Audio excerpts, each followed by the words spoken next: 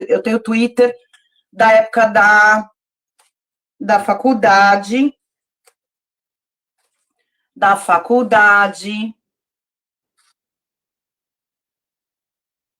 e... Oiê! Oi! Tudo bom? Tudo bem, e você? Que coisa boa falar com você.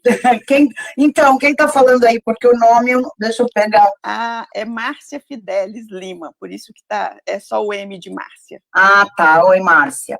Tudo bem? Tudo bom? Admiro muito a sua coragem, viu? Obrigada, viu? E gostei muito do seu livro com o Henry.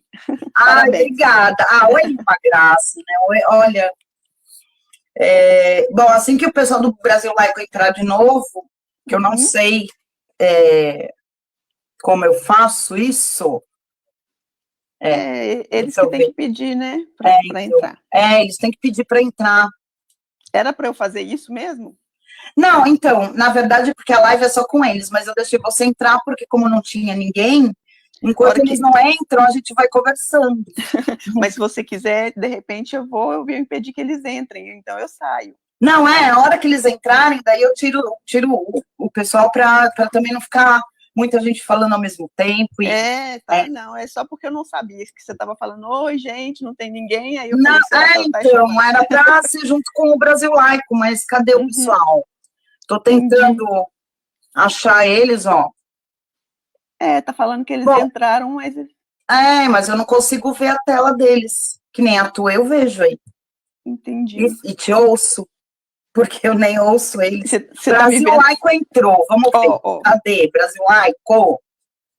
Então eu vou sair, tá? Tá jóia. Beijo, querida. Muito. Obrigada. Tchau, amém. Aqui. Poxa, conseguimos. Pronto.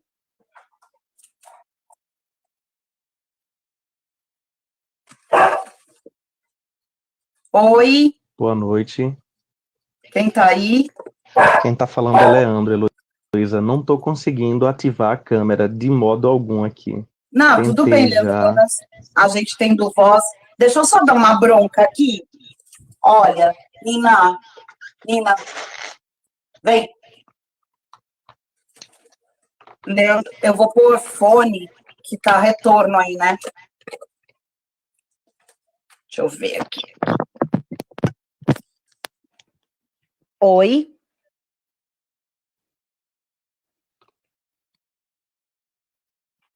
Todas as maneiras, ativar a câmera pelo computador, pelo celular, mas eu não consegui. Não, Leandro, essas tecnologias, vou falar, viu? Eu tô cansada já. Eu tô cansada, eu não tenho mais idade e paciência para tecnologia, não. Deixa eu dar uma bronca de novo, porque hoje a coisa que essas duas... Nina, vem. Gente, meu celular caiu no chão, peraí.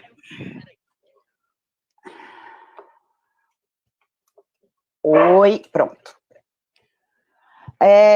Passou um cavalo na rua, eu prendi elas aqui dentro e daí elas ficam desesperadas, porque assim, passou animal na rua, é triste. Bom, vamos lá, Leandro. Meu Deus, mas o celular tá escapando aqui toda hora, peraí. Pronto, foi. Vamos lá, Leandro, tá me ouvindo? Perfeitamente, Heloísa. Então, vamos lá, vamos no nosso bate-papo, que eu já falei muita bobagem hoje, já. Vamos lá. Diga, qual é a pergunta? Bom, a ideia, na verdade, era que nós pudéssemos conversar um pouco, né, a respeito das questões atuais envolvendo o Estado laico, né?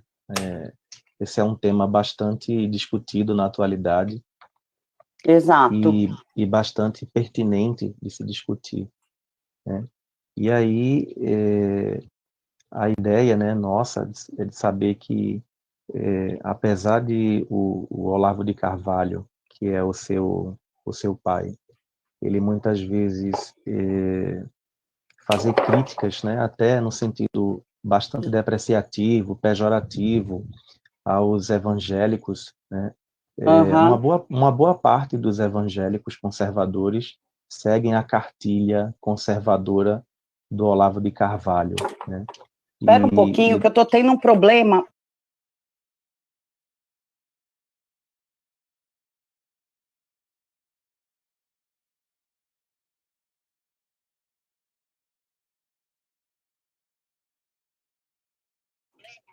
Ok.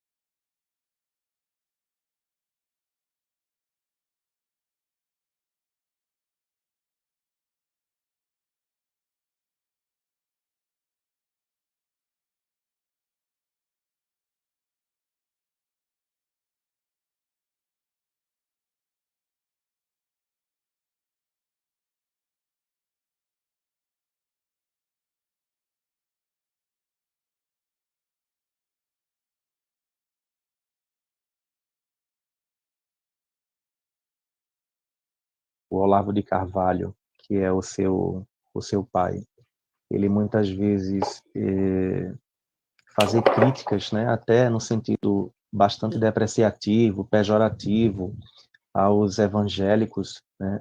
Aham. Uma boa parte dos evangélicos conservadores seguem a cartilha conservadora do Olavo de Carvalho, né? Espera um pouquinho, que eu tô tendo um problema. Ok.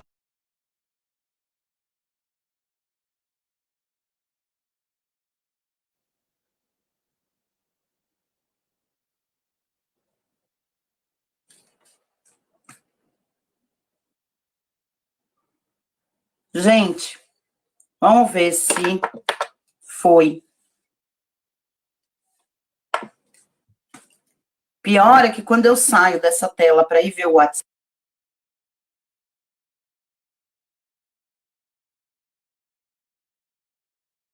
posicionamento, né, do guru em relação à religião ligada ao Estado, é um posicionamento moderno dele, tá? Ele não era assim no passado. Até pelo histórico dele em relação a religiões e seitas, né? E hoje ele prega, claro, a questão religiosa, né, dentro do Estado, dentro do judiciário. Eu vi uma vez uma sentença absurda, tá até na internet aí, quem jogar aí vai achar. Um juiz que deu uma sentença baseado numa teoria do Olavo de Carvalho, essas teorias religiosas dele, achei absurdo. Eu sou contra, né, eu trabalho também na área jurídica, vejo alguma coisa, até que não vejo tanto, né, quanto algumas pessoas da área jurídica me falam que tem.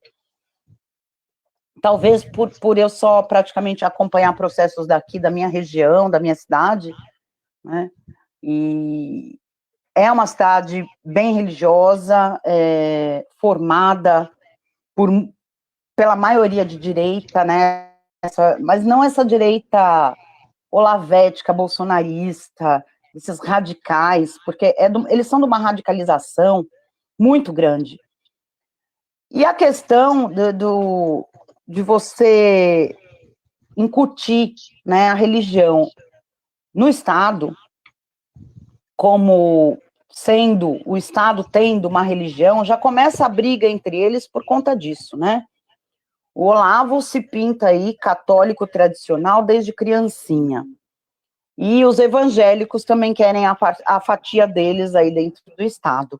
Então já começa uma briga aí, né? O Estado vai ser o quê? Católico ou evangélico?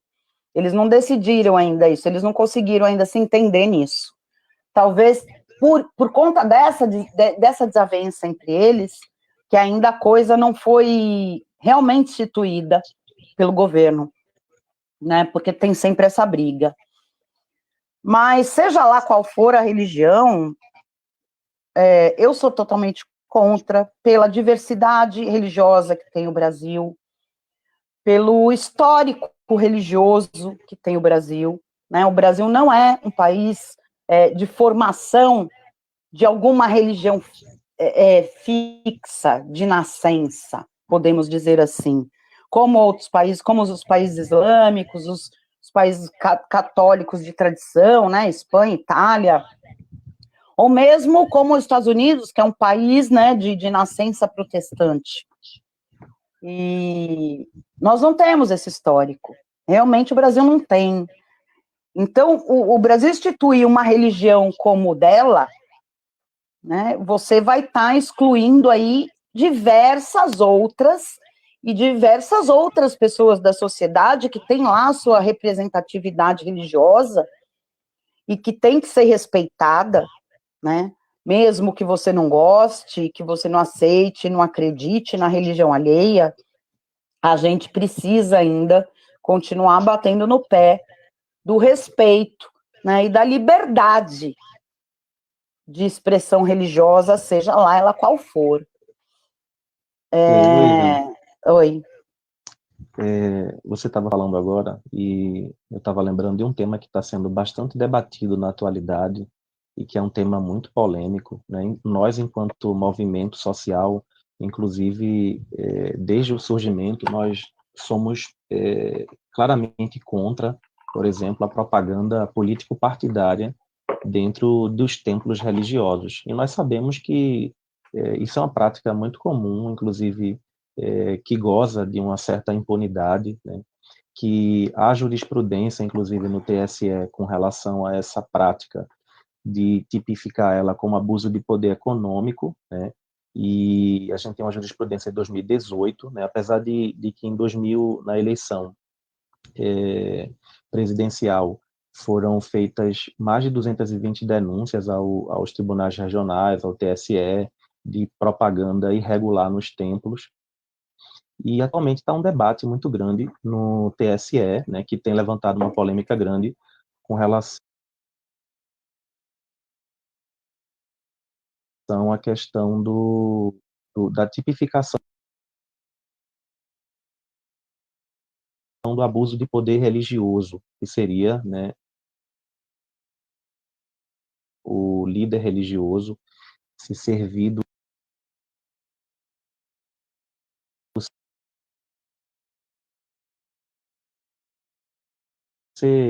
você falar para a gente como é que você vê essa questão da propaganda religiosa, político-religiosa dentro dos tempos no período eleitoral. Então, Leandro, eu sou contra, mas ao mesmo tempo, não é que eu sou a favor, eu acho que assim,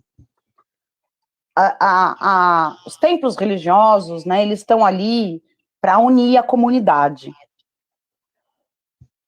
Então, eu acho que ele tem o papel, né, de esclarecer a comunidade, de apresentar as coisas, né, os acontecimentos, a política para a comunidade em geral.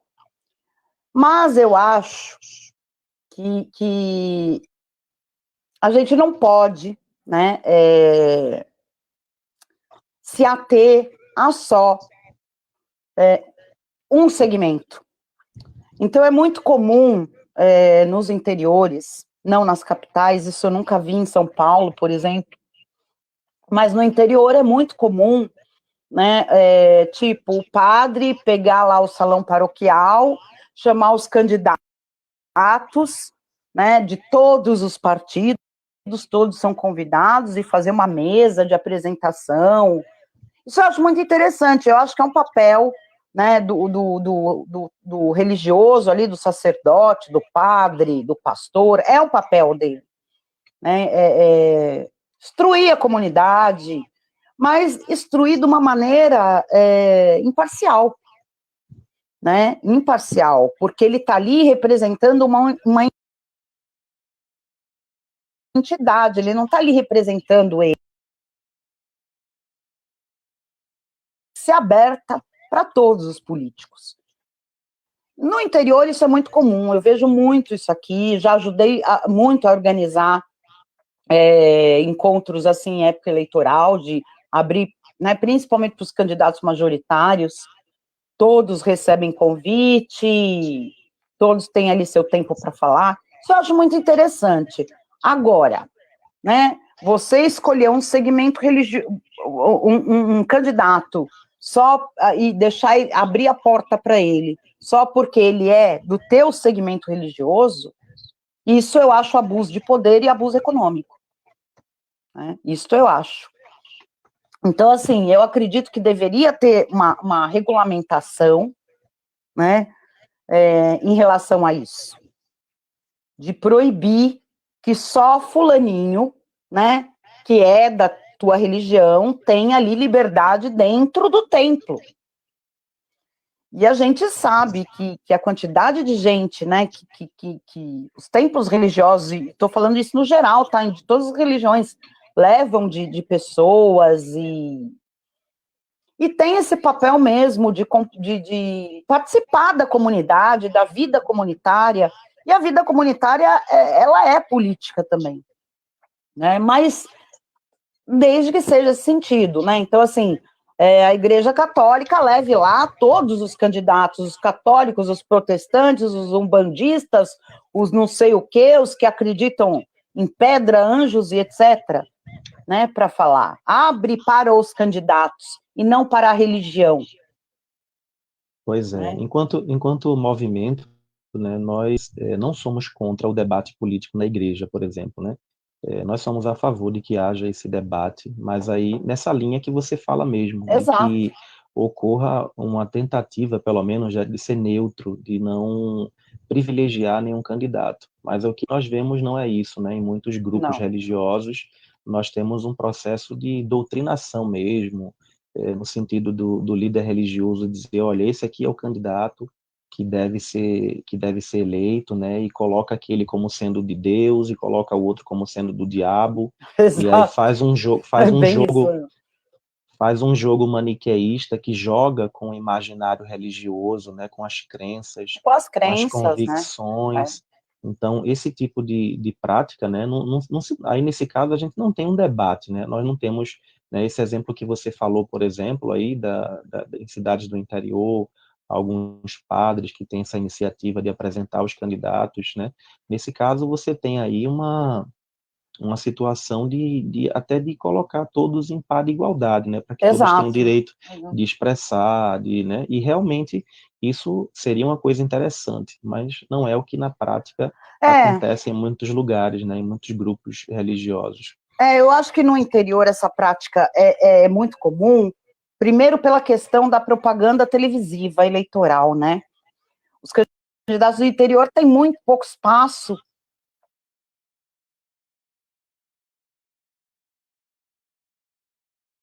Né? Hoje em dia, quem participa assim, de campanha eleitoral, como eu, de muitos anos, né? Que eu venho de muitos anos de campanha eleitoral,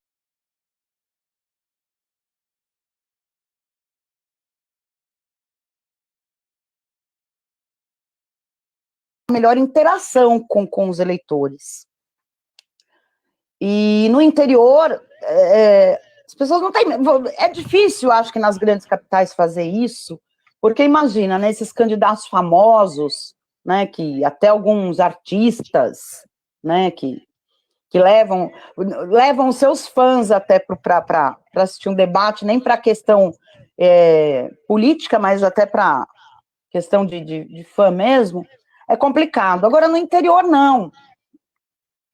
Mas eu acho que isso deveria ser feito, que deveria ser proibido o privilégio, né, de só o candidato da tal religião entrar ali no templo, que o sacerdote não tem o direito de, como sacerdote representante ali da entidade religiosa, né, não propagar a preferência em nome da entidade, né? Agora, a gente tem um indivíduo ali, né, uma pessoa que tem o direito de ter a sua preferência, o seu discurso, mas que ele seja fora do templo, né, que realmente ele seja fora do templo.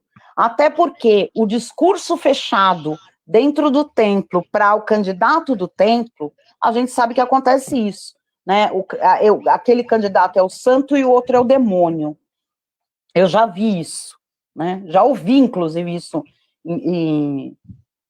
dentro de igreja. E não vou falar qual, porque também não interessa, mas já vi e acho isso absurdo. Pois é.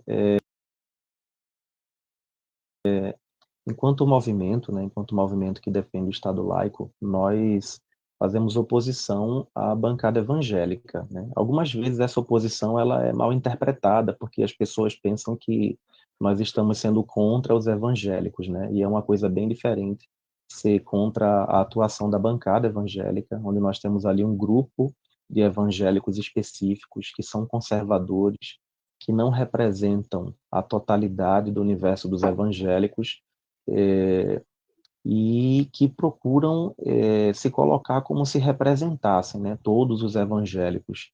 E é tão evidente que esse grupo, essa bancada evangélica, não representa todos os evangélicos, que tem surgido, inclusive, uma oposição dentro dos próprios evangélicos, né, progressistas, que têm tentado e têm falado, né, sobre criar uma bancada evangélica que seja progressista, justamente para se opor a essa bancada religiosa conservadora. Então, a atuação da bancada evangélica no Congresso, né, ela tem sido normalmente no sentido de buscar legislar com base em crenças de uma religião específica, né, de seguir a agenda moral de um grupo religioso específico. E, inclusive, quando se apresentam propostas, né, projetos de lei de cunho progressista, normalmente essa bancada ela se coloca como opositora, né, e apresenta bastante resistência a essas tentativas de modificar alguma coisa no sentido de incluir, né, de respeitar a pluralidade, a diversidade, né. E aí a gente gostaria de saber o que você pensa, né, se você pudesse falar um pouco também na sua perspectiva, acerca da atuação dessa bancada específica, que é a bancada evangélica, que nós temos no Congresso Nacional, mas em várias câmaras municipais, estaduais, né, tem se articulado grupos religiosos, formando frentes, que tem como propósito governar, ou melhor, legislar, né, com base em crenças religiosas. E Exato. aí, o que você pensa assim, sobre a atuação dessa bancada, como você vê? Se você puder falar um pouco. Infelizmente no Congresso a gente sabe que a bancada evangélica é radical demais, né? Infelizmente, é muito triste, porque eu conheço muito evangélico progressista, né?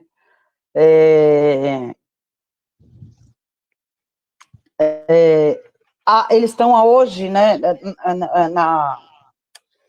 no meio deles, porque a gente tem aí esse governo, né, evangélico, né, porque é um governo evangélico, ele não é um governo católico, né, a pauta é mais evangélica, radical do que católica, é óbvio.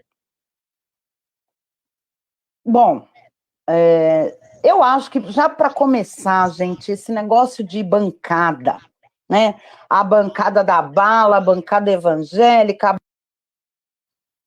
né, porque assim, mesmo a própria bancada, e foi o que você falou, mesmo a própria bancada evangélica, nem todos ali estão de acordo com outros da própria bancada, né? Eles não representam a comunidade evangélica no todo, em peso, né? Tem, como eu falei, tem muito evangélico que eu conheço que é progressista. De repente ele nem fala aí publicamente, até para não ser rechaçado por essa bancada evangélica aí, vamos dizer, tradicional, né, mais alinhada aí aos bons, tudo pela moral, família e bons costumes, né, que infelizmente a gente sabe que também isso é uma fantasia, porque não é assim. Bom,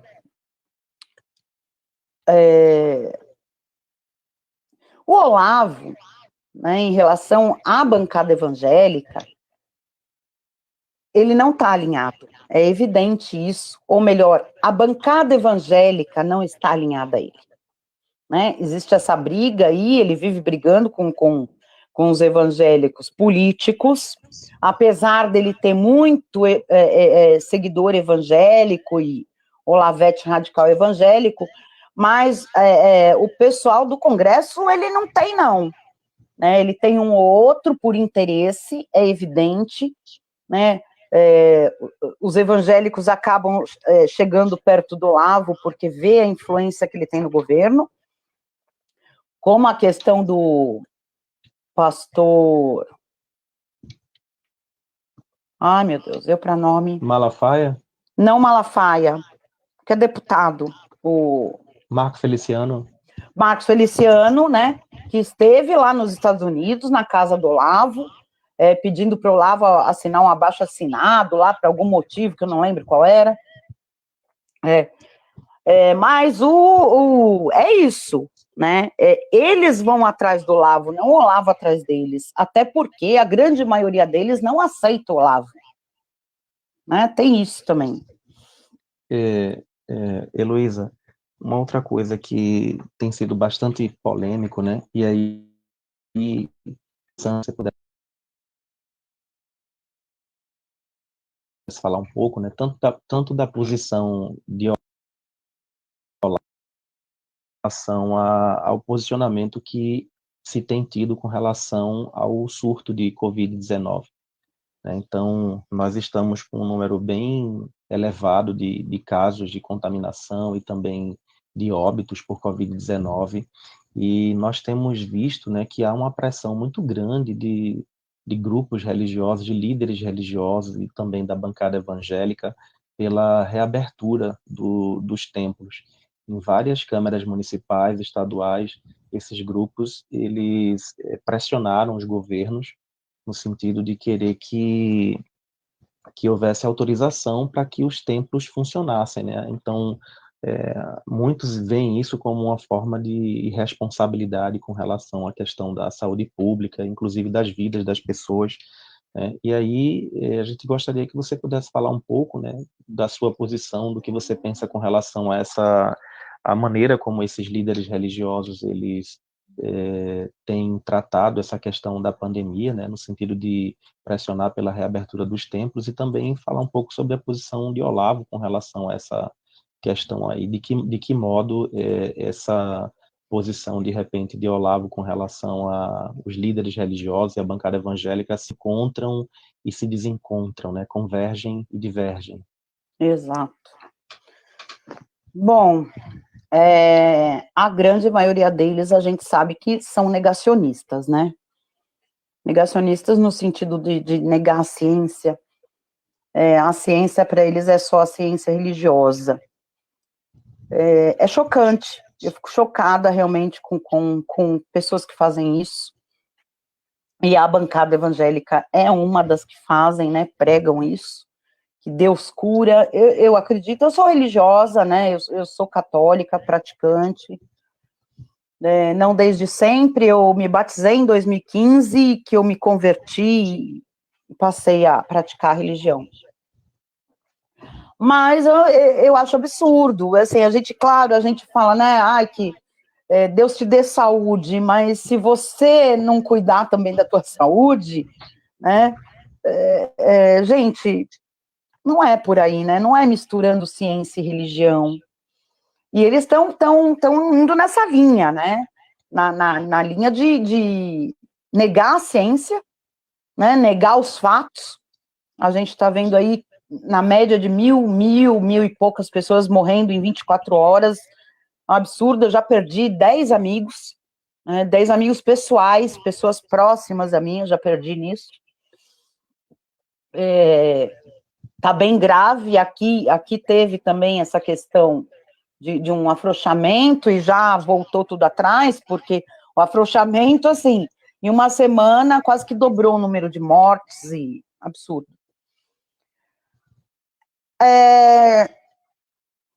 O Olavo é um negacionista da ciência, né?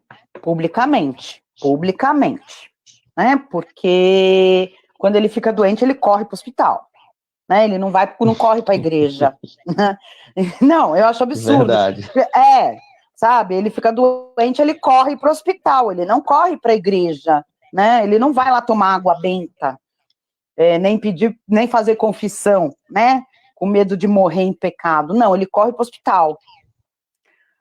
E, ao mesmo tempo, né, ele viu essa semana, não sei se vocês viram, ele se uniu àquela médica, não esqueci a etnia dela, mas que parece que mora nos Estados Unidos. Aquela médica do Einstein? Não, aquela... uma que mora no... não sei lá o que, Emanuel. Esqueci o nome dela. Silvia? Não tenho visto. A que prega, a que é religiosa, acho que evangélica, que prega o seguinte, não, foi o que me chocou. Quando eu li, eu falei, não, o médico que fala uma coisa dessa tinha que perder o registro médico. Ela alega, né, ela acredita que quem tem endometriose tem endometriose porque teve relações sexuais com o demônio. Nossa. Ai, minha nossa. Não, minha nossa. Não, pelo amor, gente, assim, para mim, um médico que prega isso, ele tem que perder o registro médico, ele tem que perder, ele não tem capacidade, né, de exercer uma profissão que é ciência pura, é ciência, né? Claro, já vi casos dentro da área médica que a gente se espanta, né? E quem é religioso e tem uma fé tem até por hábito falar, foi um milagre, né? Claro que foi um milagre, mas foi um milagre porque também estava ali o cientista, né? O médico, estava o farmacêutico que produziu o remédio, né? Então é um conjunto de milagres. Então você não pode falar, foi milagre de Deus só. Realmente, desculpa, eu não acredito só nisso. Porque se eu acreditasse só nisso, cada vez que eu ficasse doente, eu ficava na minha casa rezando. Né? Eu não ia atrás do hospital, eu não ia atrás de medicação. Então, assim, o religioso, né, que nega a ciência, mas corre para o hospital quando fica doente, é um hipócrita. Né? vai para o hospital, fique rezando lá, como a maioria eu conheço, tenho várias amigas que se internaram, ficava rezando, mas ali, usando também dos recursos da ciência, né, que não deixa de, em parte, ser um milagre, né, mas essa questão me assusta demais esse negacionismo deles, porque é o que eu estou falando, é por hipocrisia. Ao mesmo tempo que nega, que nem. Vamos pegar aí o presidente da República de exemplo, né? Ele começou a negar, né, no início da pandemia, aí uma gripezinha, e foi, acabou contaminado. Vai saber quem mais ele contaminou, né? Porque até agora, e uma coisa que eu vou colocar aqui, nenhum filho, não se falou em teste de nenhum filho dele. Ninguém falou sobre isso. Não se falou, né, depois, agora que ele pegou, em teste da primeira-dama, né, em teste dos funcionários mais próximos, né, que tem aquele convívio diário de, né, quem arruma a cama, quem serve o café da manhã, quem tem, né, quem limpa o banheiro que essa pessoa usa, o quarto que essa pessoa usa, lava a louça que essa pessoa usa, não se falou nisso, né? Então vai saber quantos contaminou. E se todo mundo que foi contaminado teve, né, a mesma assessoria e assistência da ciência, né, que o presidente teve. Então, só por aí você já vê uma hipocrisia enorme de negar, né, a pandemia, de querer esse afrouxamento baseado nisso, né, em tenha fé. Tenha fé. Ah, então quem não tem fé vai morrer, né, e quem tem fé não morre. Gente, é um discursinho tão antigo e assim, de uma ignorância, né, de um negacionismo tão grande, que eu nem discuto. Quando a pessoa vem com esse tipo de papinho, eu nem dou trela, porque não dá, entendeu? Realmente, você tentar discutir com alguém que tem essa mentalidade, não dá. E essa médica aí que o Olavo estava defendendo aí, foi por conta da hidroxicloroquina, que ela é a favor e diz que salvou não sei quantos lá nos Estados Unidos, e blá, blá, blá, e blá, blá, blá, né? É assim, desde que apareceu essa medicação, eu não posso tomar. Se eu pegar Covid, eu não posso tomar, eu tenho arritmia cardíaca, né? A minha arritmia já foi grave, já foi muito grave. Acabei com os anos ficando, consegui me livrar do remédio, graças a Deus, porque eu sou contra ficar tomando muito remédio, porque eu sei que também a ciência ajuda, mas ela atrapalha, né? Se toma um remédio para dor de cabeça, ferra o estômago, né? Daí ferra o estômago, logo ferra o rim, o fígado e assim vai. E quando você vê, você toma 30 comprimidos por dia e tá podre. Tem sempre os efeitos colaterais. Tem, né? Claro. Então, assim, eu acabei com a minha arritmia, eu acabei conhecendo um médico que me ensinou vários exercícios respiratórios e tudo, e eu faço eles, então eu controlo bem a minha arritmia, né? Eu não tenho crise faz muitos anos, acho que a última crise que eu tive foi em 2011, 2010, 11, que eu tive uma crise feia, né? Daí ele me deu esses exercícios, a gente passou e uns 3 meses depois eu larguei a medicação, não tomo medicação para arritmia desde daquela época. Mas também não vou tomar um remédio que pode agravar a minha situação, né, de doença. Então, defender uma medicação, ainda mais por uma população brasileira que não tem grande conhecimento sobre ciência, a maioria das pessoas não tem, né? A maioria dos brasileiros, e isso eu falo porque, assim, eu converso muito com muita gente sobre isso, e a maioria das pessoas, quando um médico receita um remédio, ela não pergunta para que é, ela não pergunta quais são os efeitos colaterais, ela não pergunta se ela vai ter que usar aquilo para uso contínuo, onde ela para, ou quanto tempo ela para, e ela não lê a bula. Ela não lê a bula. Eu não compro medicação, tá? Eu já tenho isso virou em mim quase que doença. Médico me dá uma receita, eu chego em casa, entro na internet, jogo lá, pego a bula. Depois de fazer 550 milhões de perguntas, né, para o médico. Não, né? Eu faço tudo que é tipo de pergunta, se pode, se não pode. Daí leio toda a bula e vejo lá, né, efeitos colaterais, e começo a tomar. Se dá efeito colateral, paro. Né? Mas o brasileiro não Heloísa, fez esse hábito. Né? Realmente não tem esse hábito. Deveria ter, é um hábito muito importante para a própria vida.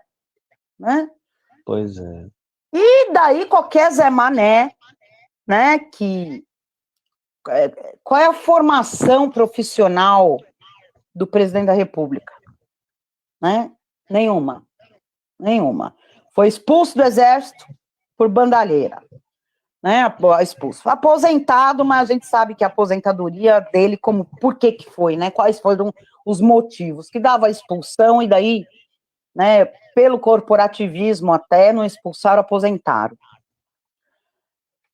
Não tem profissão, o cara não tem conhecimento científico para falar que determinado remédio faz bem ou faz mal. Nem eu tenho, né? E olha, eu presto serviço para médicos. Eu estou em vários grupos fechados de médicos, onde eu escuto, onde eu leio muita questão de medicação e nem por isso eu saio, vou comprar, porque é bom. É bom, gente. Né? Vai tirar a minha dor de estômago. Não. Heloísa, É.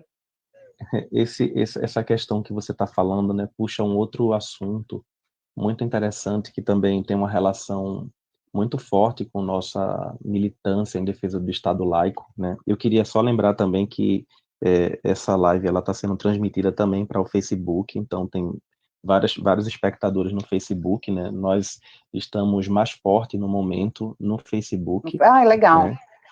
E aí nós conseguimos fazer essa transmissão simultânea, né? Então no Facebook também está sendo transmitido e tem várias pessoas participando. Bom, e aí essa questão, né, sobre o negacionismo, sobre a maneira como as pessoas lidam, né, com a sua saúde, me lembrou um tema, né, que nós estamos discutindo entre nós, acho que é com relação à posição do governo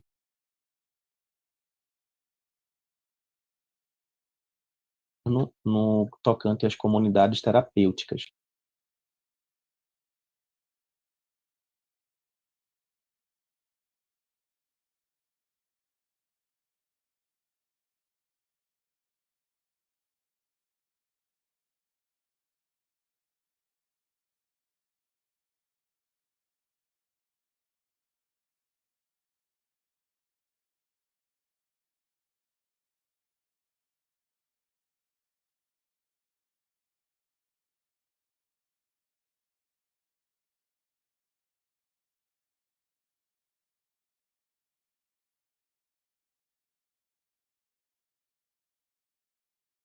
Práticas de violência, inclusive de abusos cometidos contra as pessoas que,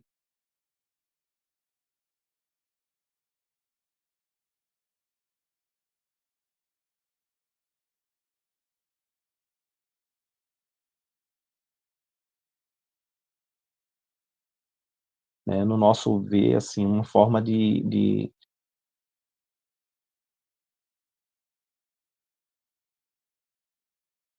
condiciona as pessoas a seguirem aquela religião.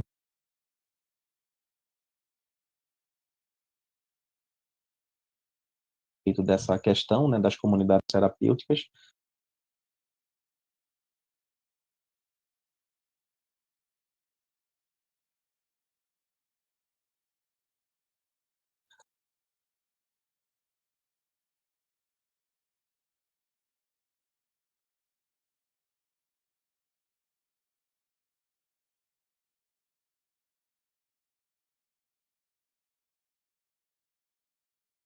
métodos que não são científicos.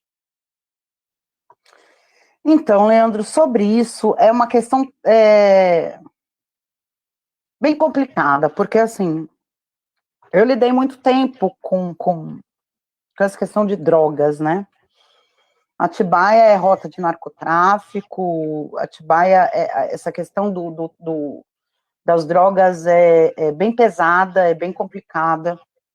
Aqui tem várias clínicas de recuperação e várias comunidades desse tipo religiosa. E assim, eu já vi casos, por isso que assim, eu não sou contra, eu sou contra o quê? O governo injetar dinheiro nessas comunidades. Isso eu sou contra, né? Se a comunidade quer existir, ela que ande com as próprias pernas, né? O governo tem que investir em ciência, né? Investindo no SUS, né? Isso sim. Agora, essas comunidades de tratamento de dependência química religiosa, eu sou contra usar dinheiro público. Porque, vamos supor, eu tenho um parente que tem problema de dependência química, né? E que na religião que a gente segue não tem esse tipo de comunidade, né? Eu tenho que recorrer ao SUS. Agora, a partir do momento que o SUS, que é para todos, independente de religião, idade, cor, sexo, etnia e nacionalidade, inclusive, né?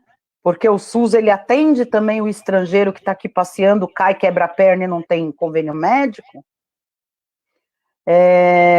Eu acho injusto e imoral ter que dividir o dinheiro, né, que é para todos, independente de qualquer coisa, dar uma parte para um tratamento de uma comunidade, para tratamento de dependente químico de uma determinada comunidade religiosa. Isso eu sou contra. Agora, eu não sou contra a existência delas. Eu não sou contra. Quem já viu de perto, já conviveu com essa questão da dependência química, e quando eu falo dependência química, é dependência mesmo, é filho que delapida toda a casa, que leva o teu liquidificador, a tua panela de pressão, rouba dinheiro da tua carteira, vende a roupa da mãe, rouba e começa a praticar até crimes em troca de droga. E quem já lidou com isso sabe do que eu estou falando, quem já conviveu com isso sabe muito bem o quanto é pesado.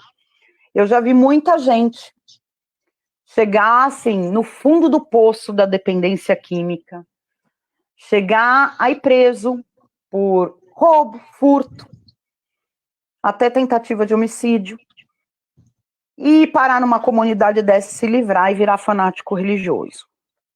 Bom, custo-benefício,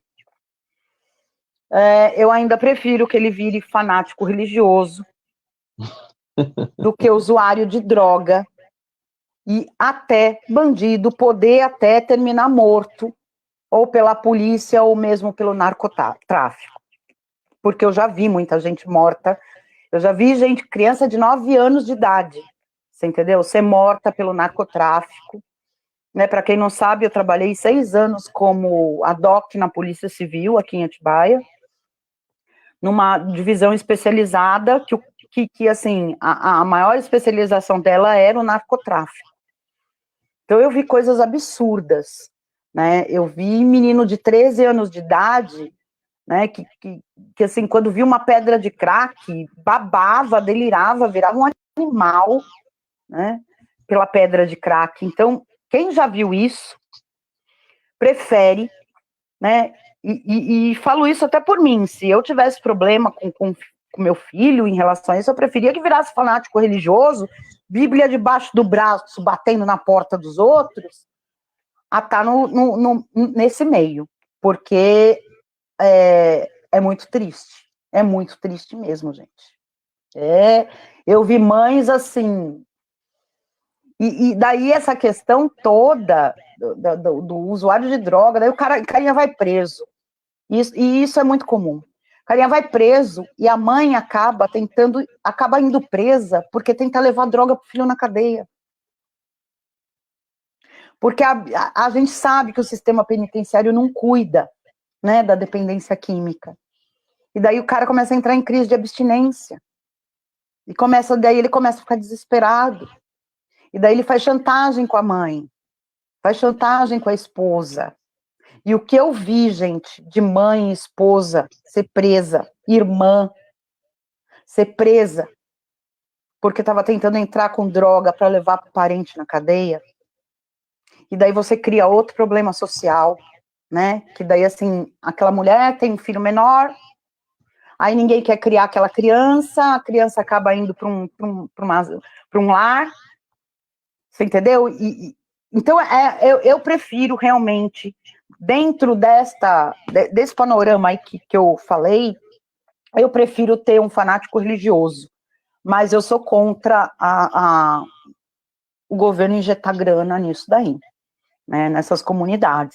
Comunidade que ande com a própria perna, se gere pela própria comunidade, né? Mas essa questão, Leandro, é bem complicada, porque eu já lidei com isso e eu vi, entendeu? E eu tenho filhos de amigos, né, que vieram, tipo, sabe aquela comunidade lá, Bola de Neve, né? Um dia eu fui ver lá o que era aquilo, né? Que é um filho de um amigo meu, caiu no fundo do poço com droga, virou aviãozinho do narcotráfico, foi ameaçado de morte, os caras ameaçam família, o narcotráfico acho que é o maior mal da humanidade é o narcotráfico, até mais mal do que os fanáticos religiosos, viu?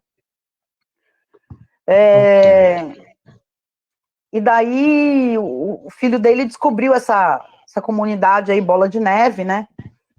Um dia eu fui lá ver, dei risada, porque assim, mas o menino saiu, né? E assim, depois de muitos anos, quase 10 anos, aquela luta da família, né? Aquele desespero de, sabe, filho quase em overdose, é muito complicado, realmente é muito complicado. E daí o menino virou fanático daquilo lá, né? Tava sempre lá no Bola de Neve, vivia com pregação no meu ouvido.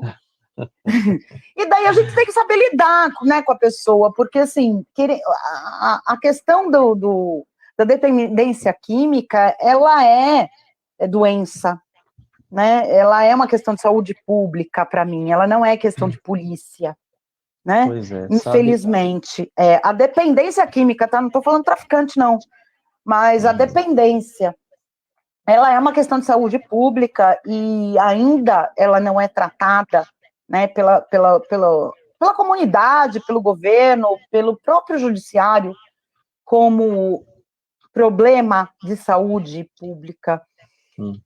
E daí o rapaz que acaba entrando numa comunidade dessa e vira fanático religioso, quando você se depara ali com a pregação no ouvido, né, que eu não tenho muita paciência não, gente. Realmente, não, eu não tenho.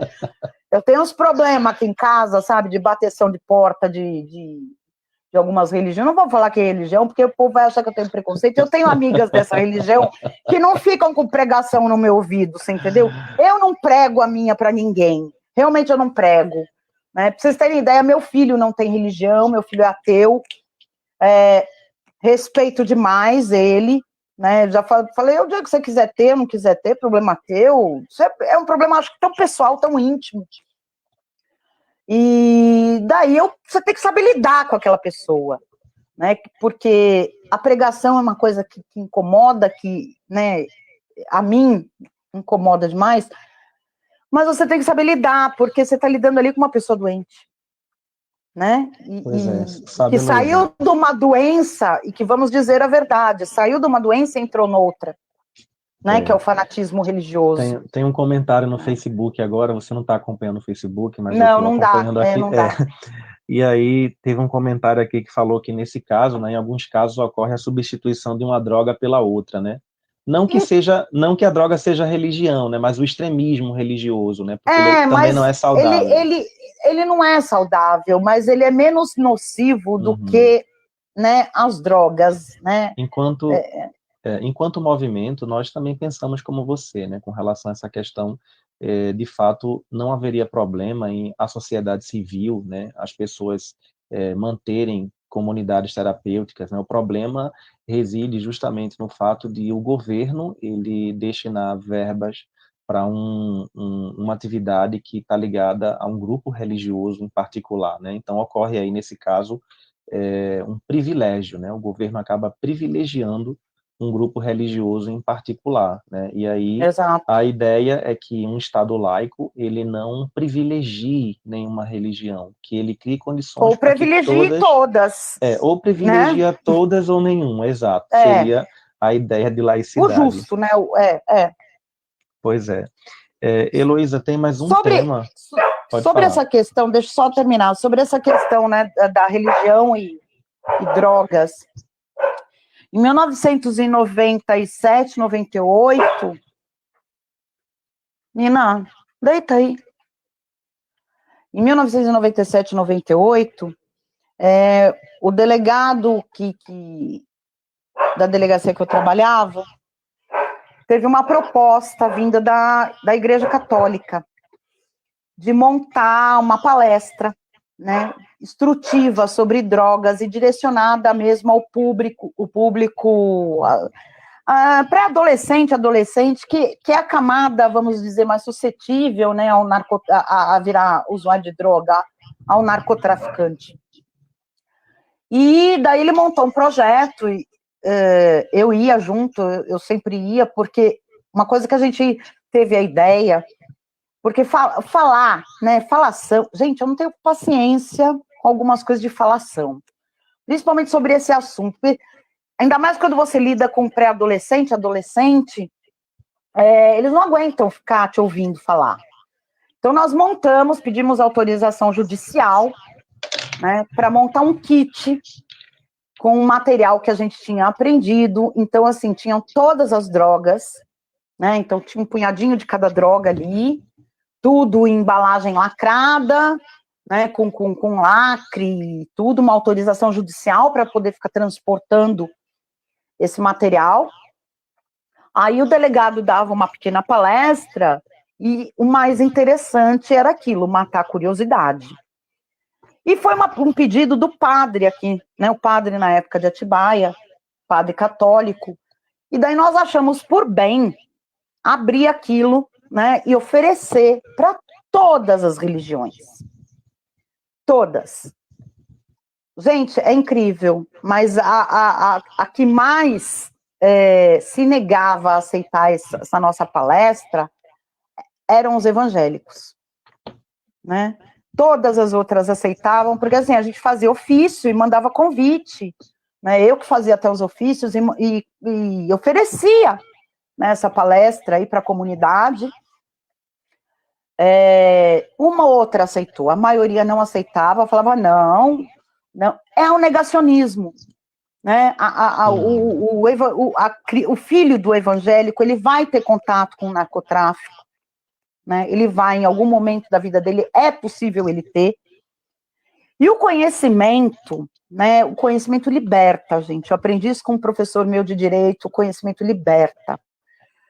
Em que sentido? Quando você conhece, você tem o direito de escolha, né? Você tem mais preparo, inclusive emocional, para dizer sim ou não. E era um problema, porque a maioria das igrejas evangélicas não queriam, e eu achava isso tão absurdo, né, na época. Na época eu não tinha essa, vamos dizer, essa bagagem de conhecimento e política que eu tenho hoje. Talvez se eu tivesse, eu teria ido lá, conversado pessoalmente, conversado com o delegado para ver uma saída, assim, de convencer essa comunidade evangélica a nos aceitar, né? Mas eles achavam que não, que a apresentação, a palestra era incentivo, né? É o negacionismo da ciência, infelizmente. Diga, Leandro. Pois é, Luísa, mais um tema que a gente gostaria de ouvir você se expressar sobre ele, para a gente. E aí nós vemos que as nossas posições são parecidas com as suas, né? Então, temos relação à questão do Estado laico. Bom, a questão, o último tema, né, que a gente gostaria de conversar um pouco sobre isso, né, ouvir sua opinião, é com relação à dívida das grandes igrejas, né, e como o governo Bolsonaro, ele tem, sabe que surge muitas Grandes vezes templos, grandes templos. os grandes templos que arrecadam milhões em ofertas e ainda assim gozam, né, da isenção tributária e ainda por cima tem o apoio do governo Bolsonaro, não com isso o governo deixa de arrecadar, né? Há uma renúncia fiscal e ela tem uma consequência nesse sentido aí. E aí o governo ele age no sentido de privilegiar. Temos justamente do escândalo, né? Do problema envolvendo a Igreja Universal do Reino de Deus em Angola, né? Que aconteceu um problema em Angola e surgiu um grupo de pastores angolanos dissidentes, né? Que passou a se proclamar independente da matriz brasileira, né, liderada por Edir Macedo. E aí o governo Bolsonaro, ele se pronunciou, não só se pronunciou no sentido de influenciar, né, o presidente do país lá, como também, né, apoiou, né, e tem colaborado com a comitiva de parlamentares que estão indo com dinheiro público, né, com dinheiro público, para resolver esse problema, que é um problema particular da igreja, né? Então, a gente gostaria que você pudesse falar um pouco, né? Como você vê isso, né? Assim, como você enxerga a sua perspectiva com relação a isso, né? Inclusive, né? Mais um ponto crítico que eu acrescento é o fato de que nós tivemos, né? Recentemente várias situações de atentados a terreiros de religiões de matriz afro, né, de candomblé, de umbanda, e o governo Bolsonaro jamais se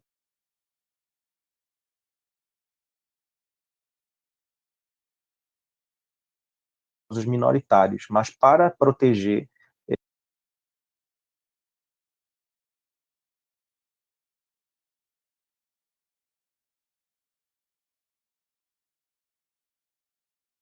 essa noite, como é que você vê essa questão?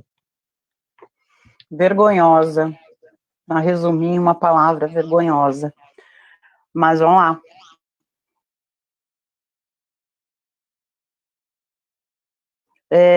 Sim, eu vi essa questão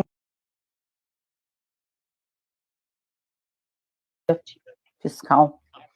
Sou contra.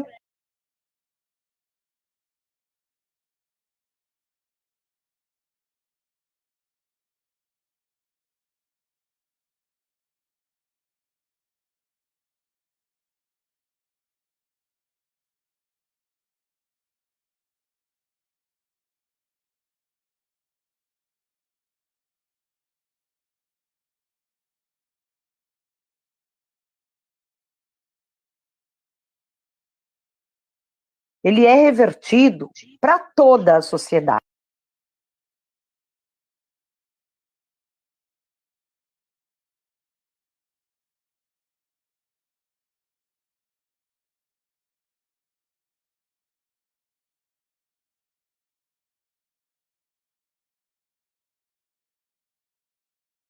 Perdão daquela dívida para aquele determinado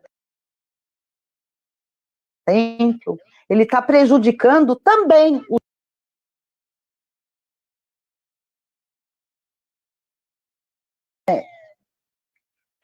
eu acho uma imoralidade em dobro, né? Tanto a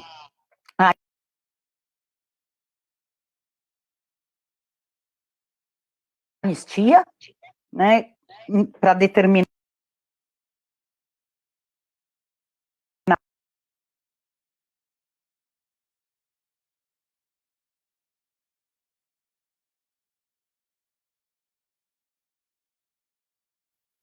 Eu sou contra a anistia para PJ.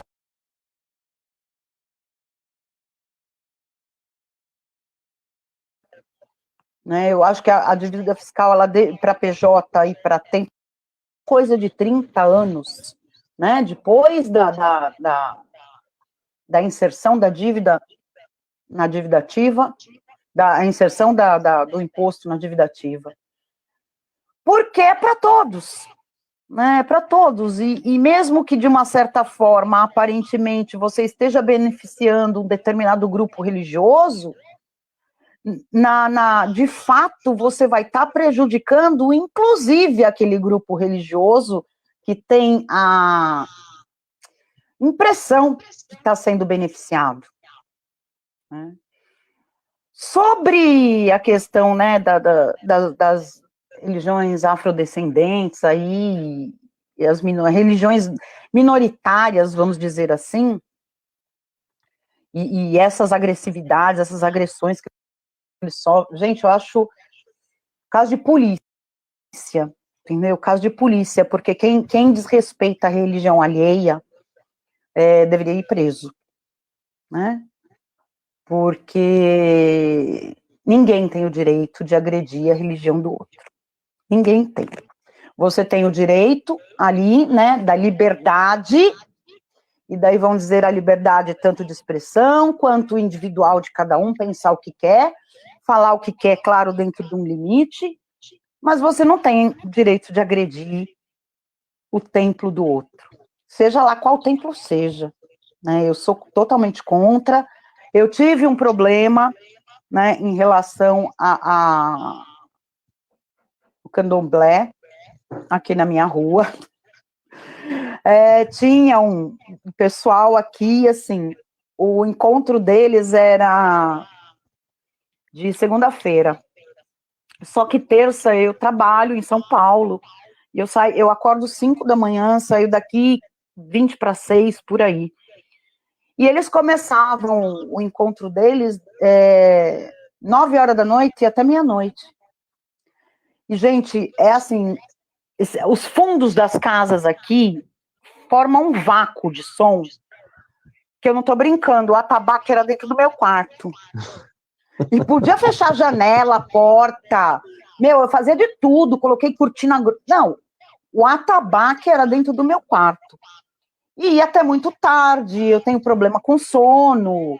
Então, assim, quando eu falo eu tive um problema, não, eu não tive um problema. O que eu fiz? Eu fui lá um dia, né, conversei com o pessoal, falei, gente, deixa eu explicar a minha situação. Essa, o atabaque de vocês é dentro do meu quarto. Tá aqui a gravação, entendeu? Eu gravei o som no celular para mostrar para eles que eu não estava exagerando, que não era uma intolerância religiosa, né? E daí eles falando, poxa, parece mesmo lá dentro, né? Eu falei, pois é. Olha, se fosse de terça-noite, eu não ia ligar, entendeu? Porque, assim, eu chego tão cansada de São Paulo que eu tomo um banho, como e desmaio. Mas é justo na segunda que terça eu acordo super cedo e eu tenho problema com sono. Então, como a gente vai resolver? Aí ele falou, olha, eu estou tentando fazer um isolamento sonoro aqui no fundo, vamos ver se melhora, deu uma melhoradinha. Quando ele fez o isolamento, ele até me chamou para ver, né? Tocou a tabaque lá para mim ver se estava no meu quarto. Eu falei, agora foi para a cozinha, entendeu? Mas foi tudo uma conversa muito boa, muito legal, mas teve um problema muito sério. Por quê? Porque algumas pessoas da minha rua, né, que têm outras religiões, que têm intolerância religiosa, queria fazer abaixo-assinado, denunciaram, eu fiquei sabendo depois, denunciaram eles na vigilância sanitária, né, e mais outro setor da prefeitura lá, que mexe com um negócio de som, lá não sei nem que divisão é. Na verdade, essa questão do barulho, né, em várias cidades, em vários municípios, existem leis municipais que determinam um horário Sim, específico a partir do os qual decibéis, não sim, se pode, né? Tem a questão da frequência dos decibéis. Então, nesse é, caso, independentemente do grupo religioso, né, é preciso respeitar as leis sim, do claro, município com relação a essas questões, né? Você falando agora, eu estava recordando que também já tomei conhecimento de várias situações envolvendo templos da Igreja Universal, né? Que também os vizinhos moravam próximos e nas reuniões, né, nos cultos das sextas-feiras era uma gritaria muito grande e aí exato. isso tornava impossível as pessoas conseguirem descansar em casa. Então, realmente acontece, né, essa situação, mas aí é um desrespeito da lei, né, de um modo geral, e Exato, todo mundo, exato. independentemente da E religião, tem assim, que respeitar a lei. fiquei muito chateada com o que o pessoal da rua fez com eles, porque ele achou que até eu estava envolvida no meio. Ele que me contou, eu nem sabia. Eu falei, olha, ninguém nem veio me convidar para assinar isso, porque as pessoas me conhecem, sabem muito bem meu posicionamento em relação às coisas, né? E eu sou daquele tipo de pessoa que antes de acionar qualquer órgão aí, ou a justiça, eu tento conversar para resolver. Por isso que eu estou aqui conversando. Eu não sabia que fizeram isso, até porque eu não iria. Acabaram mudando, porque daí eles me falaram que estavam alugando um espaço mais reservado, de área bem residencial e tudo, acabaram mudando. Não tive mais problema nenhum, não falo com o vizinho direto, entendeu? E realmente não. Mas fico muito horrorizada com a intolerância religiosa das pessoas, muito mesmo, me chateia, me magoa, porque eu tenho amigos de todas as religiões, gente, de todas, até Bola de Neve, né? E mais outras aí né? Que são, assim, também minoritárias, né? Porque elas acabam sendo minoritárias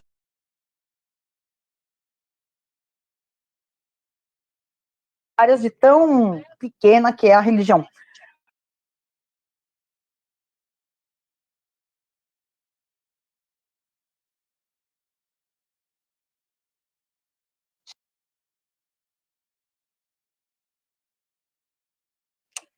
E não tinha grana para alugar salão, fazer festa, etc.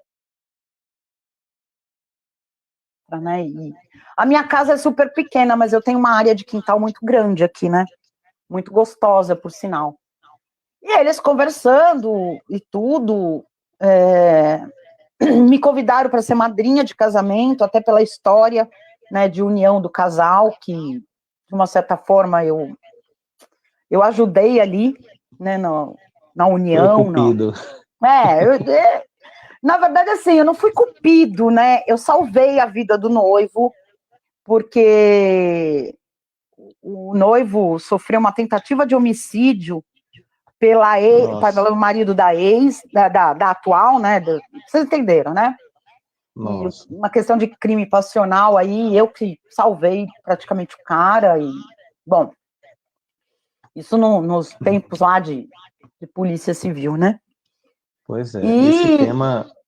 E daí eles queriam fazer o casamento, já tinham essa união há muitos anos, né? Mas assim, nada de celebrar o casamento, fazer lá, né, a cerimônia de casamento da religião deles.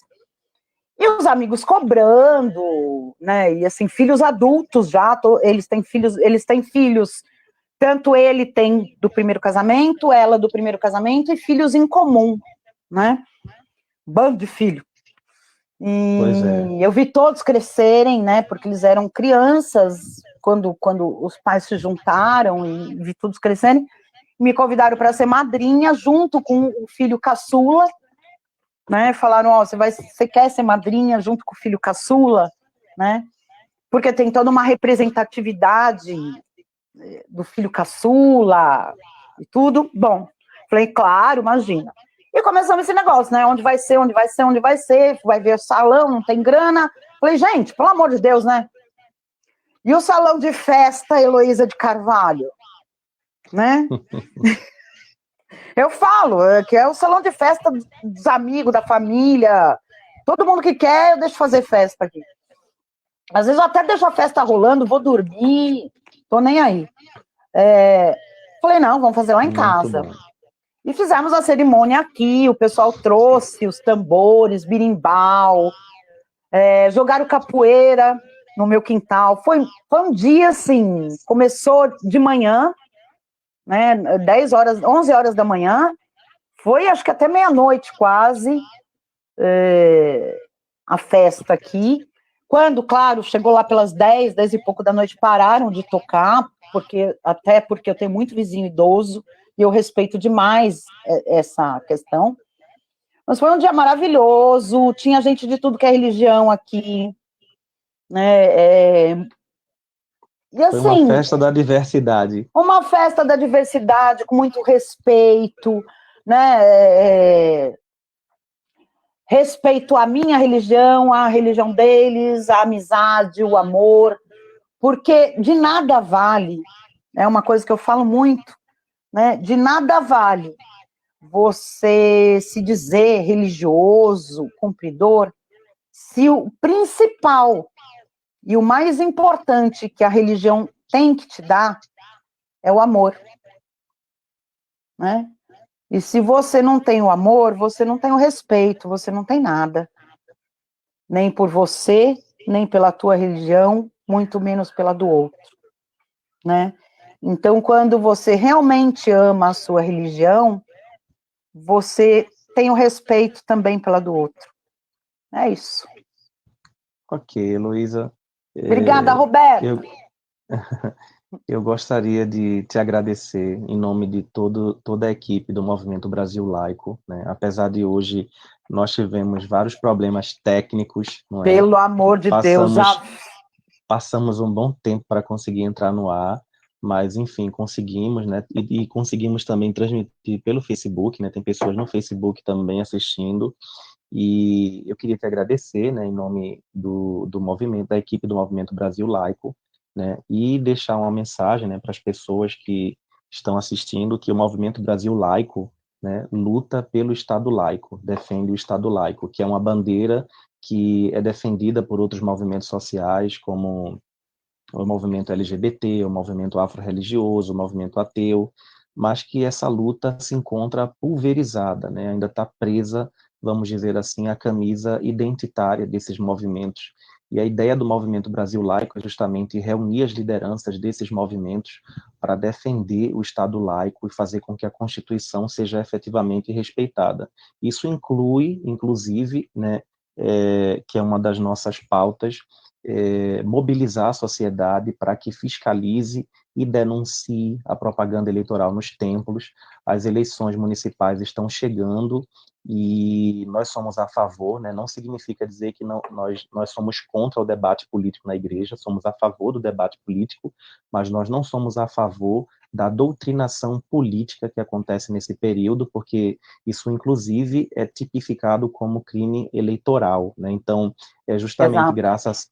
graças à impunidade dessa prática do abuso de poder econômico que constitui a propaganda eleitoral nas igrejas e nos templos em geral, que muitos religiosos têm conseguido chegar ao poder, né, aparelhar as instituições do Estado, o poder legislativo, o poder executivo, e têm começado a usar o Estado em prol das suas crenças, né, governar de acordo com as suas crenças, que é as crenças de um grupo apenas, e o que é complicado porque fere, né, claramente o artigo 19 da Constituição, que trata mais especificamente dessa temática. Então, eu queria te agradecer, né, por ter desprendido seu tempo para falar um pouco, né, sobre sua perspectiva com relação à questão do Estado laico. Nós sabemos que você é bastante ocupada, né, e que você, nesse momento, tem tido uma visibilidade grande graças ao seu livro, né, que certamente vai ser um best-seller, porque já está em primeiro lugar na Amazon dos mais procurados. Obrigada. Meu pai, o Guru do Presidente, um livro Não, formidável. eu achei que estava aqui, né? Peraí, deixa eu dar um minutinho, eu pego aqui. Claro, Não, com não tá ali. certeza. Não tá. Peraí, deixa eu ver se eu consigo pegar. Um minuto. Ok.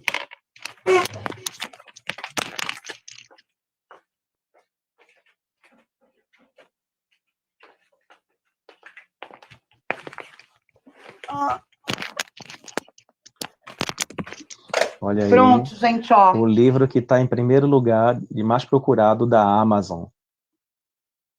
Meu Pai, o Guru do Presidente. Né? Heloísa de Carvalho com Henri Bugalho. Então, em primeiro lugar, no tema política, né?